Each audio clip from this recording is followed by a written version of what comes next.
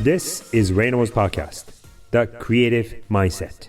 Hi, everyone. Welcome to The Creative Mindset, a podcast about what the future holds at the intersection of creativity and technology. I'm Ray Nomoto, the founding partner of IronCo, a global innovation firm based in New York, Tokyo, and Singapore. Today's guest is Rishad Tobaccowala. He's someone I have admired for more than 10 years because we ran our professional lives in similar circles within the marketing and creative industry. I was very aware of the work he was doing. He's a best-selling author, and his second book called Rethinking Work, Seismic Changes in the Where, When, and Why is being published in February 2025. This is part 2 of my chat with Rishad, and if you haven't listened to part 1, in which we focused on companies and organizations, please have a listen. He's one of the clearest thinkers and speakers I have ever come across. As you may notice, he speaks in an extremely organized manner by utilizing lists and bullet points, making it easy for the listeners to have a clear takeaway. In this conversation, we focus on what the individual should do for our careers. He shares with us what he calls the 3-step relevance program, and it's something everyone can follow regardless of their experience or profession. So let's get started. So I'm going to turn our focus towards the individuals. Yes. But specifically, I want to talk about relevance. Yes. There was one article that you talked about 3 relevances. Yes. The 3 relevances. I do. Yes. Yeah. So I said everywhere I go in the world, both when I was at Publicis and over the last 5 years, right? Yeah. While I quote unquote do not run a company and I do not do real work like you do and other people do. Yeah. I still advise people, I speak, I do other things, right? So over in that function, I basically met with or spoken with about 150 companies in the last 5 years. So it's almost one every 2 weeks. And then obviously I spent a lot of time at Publicis working with lots of different clients. In the last 5 years, I was very senior. And everybody in the world, regardless of the size of company or industry, always has the same 3 questions. Okay, so question number 1 is, do I have the right business model? Okay. Question number 2 is, do I have the right organizational design, talent, and suppliers? Right. But then if you give them enough sake or beer or whatever it is, right? They ask, are they themselves still relevant? Personally, are they still relevant? Right? And that's, I think, what you want to talk about, because that's really what they are most interested in, less than the business model, Right. less than the organizational design. Are they still relevant? And the way they ask me that question is not asking about themselves by saying, am I still relevant? They ask me how, after all these years, I have fooled people into believing I still remain relevant. Okay? And their whole stuff is, you grew up when there were typewriters, you built the case for cable television, then you built the case for the digital internet agencies, and now you're running around talking about AI and writing about the future of work. Yeah. Okay? You are older than us. You're on Medicare. I'm now 65.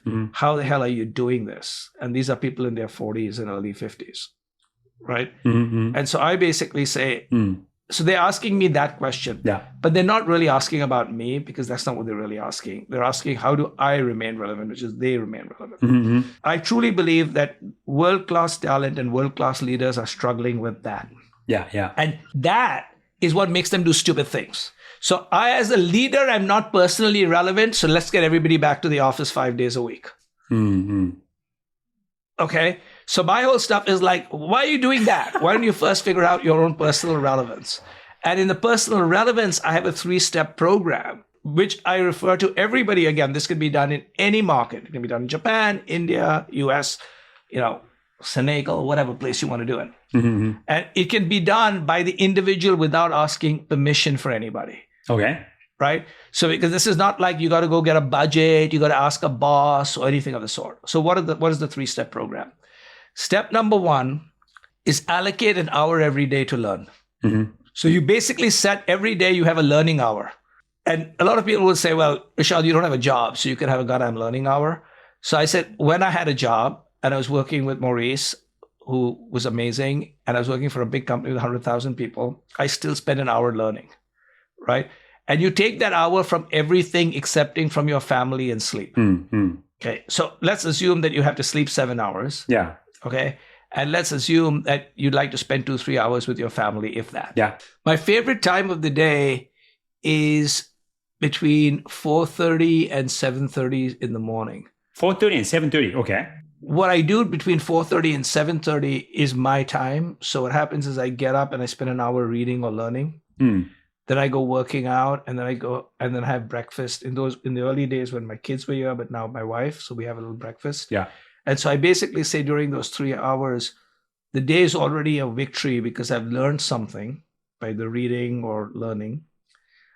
So that's my mental operating system. Yeah. I've done some exercise, so I fed my physical operating system. Yeah. And I've talked to my wife and had breakfast with her, so I fed my emotional operating system. Yeah. And what happened is, because my boss used to be 7 hours ahead of me, he was in Paris. So once I put on my email at 7:30, it's a life of trouble. Yeah. Okay. And you lose control of your day the moment you open up your email. Yeah. When your boss is in France or anywhere that they're in the world.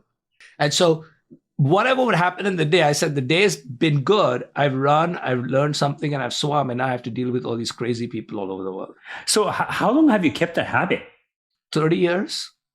In fact, it happened because of the first child, because I began to realize that once she woke up, and we have now 2 daughters, once she woke up and once they woke up, it was pandemonium. Yes. Right? You couldn't control anything. I know exactly what that, yeah. And the issue was, so a lot of people find that time in 2 places. They find the time in the beginning of the day, or they find the time at the end of the day. Yeah. So at the very end of the day, if you have kids, hopefully they've fallen asleep, right? But what used to basically happen is, by the end of the day, I used to feel tired. Yeah. And when I began, that I was most productive in the morning. So that's when I write my books. I write it in the morning. Yeah. Right. So that's become my favorite time. And it's sort of a time which you control. Yeah. And wherever you are in the world, you can control it. Because if I'm going to learn, and I have a book with me, or I can obviously open up the internet. I'm in a hotel, I can go run, right? My wife often travels with me. If not, I'm having breakfast with a colleague, and we're building a relationship. So that all works out. So I've kept that little habit. And I always tell people, if you want to control your life, you got to control some part of it, because you can't control all of it. I have been a night person all my life. Yep. But once I passed 40, I would say, staying up has become difficult. Yeah. And by the way, when you get older, here's what happens is getting up earlier becomes easier. That is true. That is true. Right? So it's almost like when you're young, you're built for the night. Yes. And when you're old, you're built for the dawn. Yeah. I'm not suggesting that people get up at 4:30 in the morning. They can decide they're going to spend 2-3 hours on a Saturday, or they're going to do that in their day. Yeah. Right? And especially by the time you're middle management, you have enough control over your calendar to find 15 minutes less of this meeting, 20 minutes less of this meeting, 15 minutes less of watching sports. I see. So it doesn't have to be 1 hour. Yes. So you could say, I'm going to do 2 30-minute sessions. Okay. But the idea basically is, on Friday, Saturday, and Sunday, find 2 hours each day. Yeah. Because Saturday, Sunday, I'm not working, or whatever it is. Okay, or full-time work. And if you tell me you don't have the time to learn, what you're telling me is you're okay to becoming irrelevant. Okay? Because if I hadn't been learning an hour or 2 a day for the last 5 years, nobody would talk to me today. Because I would have knowledge of 5 years ago when I was working at Publicis, which is less and less relevant even at Publicis. Right. Okay. In fact, I can give advice to Publicis better than when I was at Publicis, because I actually have seen the outside world. Right. Okay. So that's number 1. Number 2, and this is very true for middle to senior, but particularly senior management or people who are accomplished. Okay. Once in a while, build a case for the exact opposite of what you think is true. Okay. Break it down for us. You say, I'd like to get Rishad on my podcast. He's written a book. I've met him. He seems to be good, and he seems to have achieved stuff. Okay. That's a case for. But then I would ask you to write a case against. Okay. Which is, and the case against could be, he's not worked in the real world for 5 years. He might be giving academic nonsense that people don't actually know. He's 65 years old. Most of the population in my audience is 35 years old. Okay. Right? I have a lot of people with Japan. He doesn't know anything about Japan. He's been here 2-3 times. Okay. I can get better person than this clown. Okay. So you build that case, right? And then what you basically do is you then say, actually, maybe he's not that aged, maybe he's reinventing himself, and therefore I got to get him. So when I would make a recommendation or work with the board to make a recommendation for an acquisition at Publicis, I would write a deck for the acquisition and against the acquisition. Okay. And that's because you have to stress test your thinking. Why is this important for senior management? For three reasons. One is the likelihood of a senior person being defeated by another company is low. The likelihood of being self-defeated is very high. The world's best companies and the world's best leaders defeat themselves. They don't get defeated. And the reason they defeat themselves is they no longer can think outside of their own brain or their own mindset. Right? They have become so self-reinforcing that they think they know the answer. And the world changes and they don't know the answer. Right? So I'm really good at internal combustion engine and hardware. I'm a great leader of an automobile company. That's great till the future is software and electric or hybrid. Right? What do you do then? Yeah. But also when you get very senior, and this is true in every country, it's very true in Japan, it's very true in Asian economies, but it's also true in the US economy. People are very scared of senior talent, so they tell them what they want to hear. So what happens is all of us begin to believe when we're senior that our flatulence smells like Chanel 5. Yeah. Okay, so we become full of ourselves. People around us say we're really good, and we miss the signal. So I always say, if you believe this is true, can you actually think the exact opposite? Yeah. The third, and this is very important, and you and I mean, you're a creative, so you actually do this, and I'm a writer, so I pretend I'm doing this, okay? I think it's very, very important to spend at least half your time doing one of the following: building, making, creating, mentoring, or guiding. Yeah. So what you're doing is you're either making things or you're helping people grow. So you're in the growth business. Yeah. And you should spend less than half your time doing what most managers do and try to reduce that to even less than half, because most managers spend most of their time on the other 5: allocating, delegating, measuring, monitoring, and reporting. Those 5 don't actually create any value. What management is doing is they're not actually creating value very often. They're shuffling value. Most bosses don't realize is their talent is not their talent doesn't want to come back to the office. Their talent says, tell me what the benefits of being in the office is versus being in the home. Yeah. And the talent also doesn't want to be monitored, allocated, delegated, and measured by their bosses all the time. Yeah. So those are the 3. Relevance, which is spend time learning, build a case for the opposite, make sure you're building, making, creating, guiding, and mentoring. I see myself struggling with this, and I see this with a lot of other people struggling, is discipline.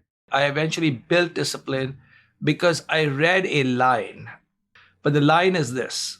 Are you ready for it? Okay. Discipline is freedom.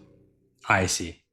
Which is the exact opposite, because you think about discipline as hard and rigid and as a prison and things like that. And I said, yes, we all want to have basically freedom. And over time, I basically said, I want to have freedom. Here's why this is important. So let's suppose you want to work for yourself or you don't want to work for a company. Okay. So in order to do that, you're going to have 3 types of discipline. One is you're going to have to learn an art or craft so you can actually sell it. Building a art or craft takes time, as you and I know, right? So that's number 1. The second one is, besides, sort of art and craft, you want to basically at some stage have economic freedom of some sort. Okay. It doesn't mean you have to be rich, but it's like you can say, okay, I'm going to have a sparse lifestyle, but I need to basically have economic freedom. So if you want to have economic freedom later in your life, you have to save money earlier in your life. Yeah. Okay. So in effect, yes, you have the discipline of saving, but why? So that you can be free later. Yeah. Right. So that's why I like this discipline as freedom. So it makes discipline both less hard to think about, and the benefit is freedom, which is what we all want. Yeah. Right. Now, there's another thing that we want, which is a line that I often tell people, which is discipline is growth. That the only way you can grow yourself, your skills, is through discipline. Right? And we all want to grow and we want to be free. So what I've discovered is most people in the world want freedom and growth. And what I've discovered is one of the ways to get to freedom and growth is discipline. But if you say discipline is really hard, if you say discipline is say, hey, every day spend an hour learning or 30-minute period learning. Yeah. Right. There's this book called Tiny Habits or Atomic Habits where you start with small things. And so this is, okay, I'm going to learn 15 minutes a day to 15 minutes. I'm going to take it eventually to 30 minutes. Right. So it becomes less unwieldy. It becomes a habit. And that's the key thing to also think about. And, is to inculcate good habits. We all have bad habits, but we can also have some good habits. Continuous learning. Yep. Something that you started a long time ago. And now you've reached a point in your career where, your kids are grown up. Yep. Perhaps, you're not tied to one company. Your company will one, as you said. Yep. And I'm assuming, but you can probably manage your own time way better than you were able to 10, 15, 20 years ago. Yep. Right? Yep. But let's say like when you were a middle manager, when you're 40, 45, 50, yep, that sort of prime years of your career, when you have reached a very senior status, you're in demand, you have assistant, you have a calendar full of meetings and whatnot. Yep. How were you able to keep up that kind of discipline? I had to carve out my day before it started. So I did the 4:30 to 7:30 thing. Right. But the other one, the way I did it is when you're a manager and you work globally or you work inside a country, you spend a lot of time on airplanes. Right. And what I would basically say is if it was an overnight flight, and not everything was an overnight flight, right? I would basically say in the plane, I'm going to give that time to myself and not to work.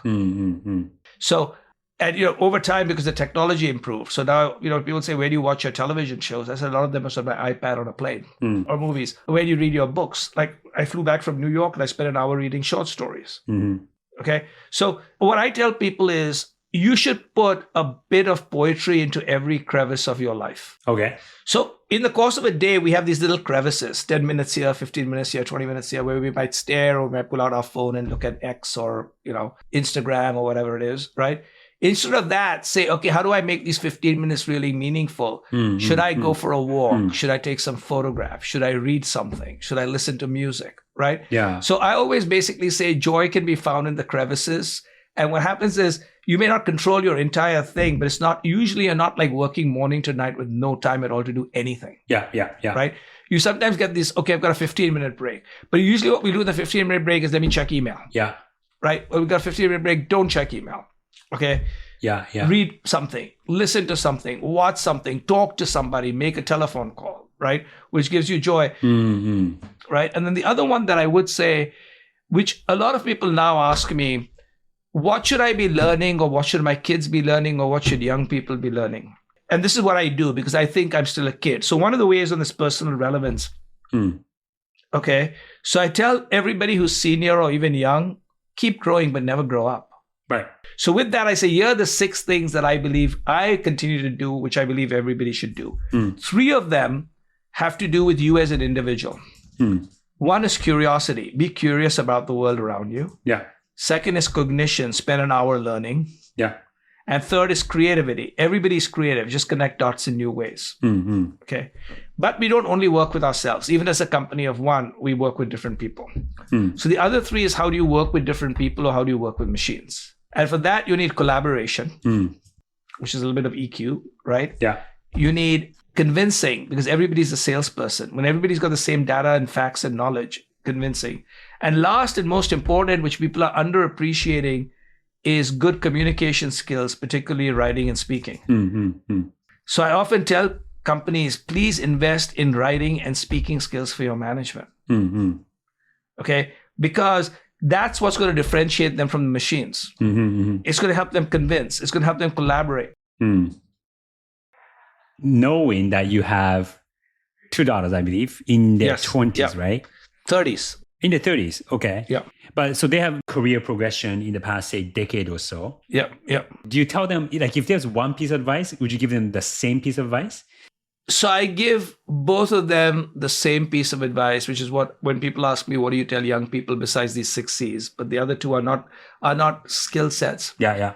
And there are 2 of them, and they have used it against me. So they said, Dad, you gave us this advice. So I wish I hadn't given them this advice, but these are the 2. So one of them is do not live in other people's minds. Okay. And what I mean is, very often what we do is we say, I'm going to do this because it'll make me look good versus this person. Yeah. Right? Yeah. I may not really want to do it, but I'm living in other people's minds. So it's like giving a remote control to your life to somebody else. Mm-hmm. Okay? Because it's status and, all that other kind of stuff. So I said, do not make decisions by living in other people's minds. It doesn't mean don't care about what other people think, but just don't make your whole life. Number one. Yeah. The second one is do not price yourself out of your dreams. Okay. Which is, don't go get yourself as a consultant if you don't want to be a consultant and get a high salary and then find your entire miserable life because you've now got used to a high salary that you can't do other things. Right. Okay? Mm-hmm. Now, both my daughters use this against me. Okay? And I'll just give you one simple person who did use it against me. Yeah. And, you may have seen her for a little bit, but she was actually at that Athena project that you spoke at. At the event, yeah. So she spent her first 6.5 years at Google being very successful. Mm-hmm. And then she told me she wanted to become a filmmaker. Mm-hmm. And I said, you do realize that working at Google, you make a lot of money and Google's a big company, and a filmmaker, you go back to school and it's insecure and nobody knows what's going to happen. And she says, Dad, one, it doesn't matter because I do not live in other people's minds because what you told me.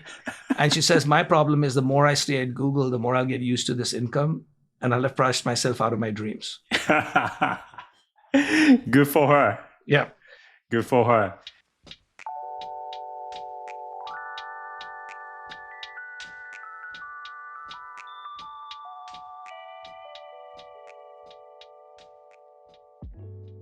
So that was part 2 of my conversation with Rishad Tobaccowala, an author, speaker, teacher, and advisor with 4 decades of experience specializing in helping people, teams, and organizations reinvent themselves to remain relevant in changing times. He said that there are certain questions that he gets asked all the time. How do I, as a professional individual, remain relevant in this competitive, increasingly AI-driven workplace? And because of his seniority, because of his experience, he gets this question, how do I stay relevant? Not just from entry and middle level people, but especially people who are over 40, 45, if not even 50. When we reach a certain stratosphere of our careers, we may be successful, but at the same time, the job options that we may have as we get senior might be less and less. So he advises this 3-step relevance program. Number 1, allocate 1 hour for learning every day. Number 2, build a case for the opposite. Number 3, spend most of your time making and doing and less time managing. So step 1 of this 3-step relevance program is to allocate 1 hour for learning every day. He wakes up every day at 4:30, and between 4:30 and 7:30 is when he manages 3 operating systems that he has. And by operating systems, he says there's the intellectual OS, physical OS, and an emotional OS. And in the first 3 hours of his day, every day, between 4:30 a.m. and 7:30 a.m., he spends about an hour each in maintaining the different operating systems. So intellectual OS, that's about thinking. He spends the first hour using that time to write and think whatever that comes to his mind, and that feeds his writing. The second hour, physical OS, he uses that time to exercise. He often swims on a regular basis, and that's the way to maintain his physical OS. And then the last hour, emotional OS, so that's approximately between 6:30 and 7:30, when his family starts to wake up and he spends with his wife, and when his kids were small, with his children. So the first 3 hours for him are his favorite time of the day, but he actually uses that time very intentionally and strategically by dividing it into 3 ways of maintaining multiple modes of operating system that exist in everybody's body and mind. And that kind of discipline is something that I wish I had, and something that I'm sure everybody wishes that they had so that they can maintain and grow as an individual. A side note, I asked him how long he's been doing that routine, expecting that this was something that he started to do, say, in the past 5 years or so after he retired from his day-to-day job. And he said that he's actually been doing this for 30 years since his kids were in the first few years of their adolescence. And he said that he needed to create that kind of routine so that he can have his own personal time to maintain his intellectual OS, but also his physical OS as well as emotional/family OS that he can use to dedicate each day 1 hour to himself, 1 hour to his body, 1 hour to his mind, 1 hour to his body, and 1 hour to his family. So that little anecdote that he shared, I thought was so telling of the level of mental discipline that he has. And that speaks volumes in terms of his success, not just his career, but intellectual success that he's had now that he is avidly writing. So the step 1 of this relevance program, allocate 1 hour for learning every day. Number 2, build a case for the opposite. So best leaders and best practitioners, they find a way or ways to know what could destroy the businesses or companies that they're managing. So they either in advance notice those trends coming at their way and create a way to either defend or avert those forces that might destroy their business. Or if they run into problems that may be destroying their business or practice, then they find a way out of it.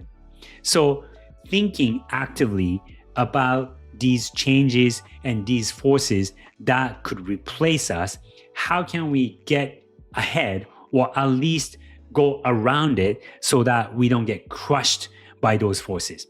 And to do that, we need to build a case for the opposite, especially senior people.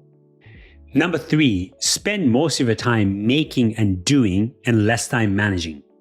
So the more time we use to allocate, to manage, to report, to measure and delegate, increasingly those are tasks that machines can do, say today, maybe 50% of the quality. Tomorrow, it might be 75%, but say next week or next year, it might be 90 to 95. And then before we know it, it can do as well as a human being can do in order to allocate, manage, report, measure, and delegate.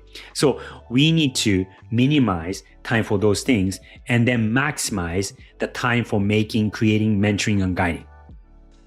To summarize, the 3-step relevance program, according to Rishad Tobaccowala: number 1, allocate 1 hour for learning every day. Step number 2, build a case for the opposite. And step number 3, spend most of your time making and doing and less time managing. And lastly, I just thought about one more thing that he shared with me, which was discipline is freedom.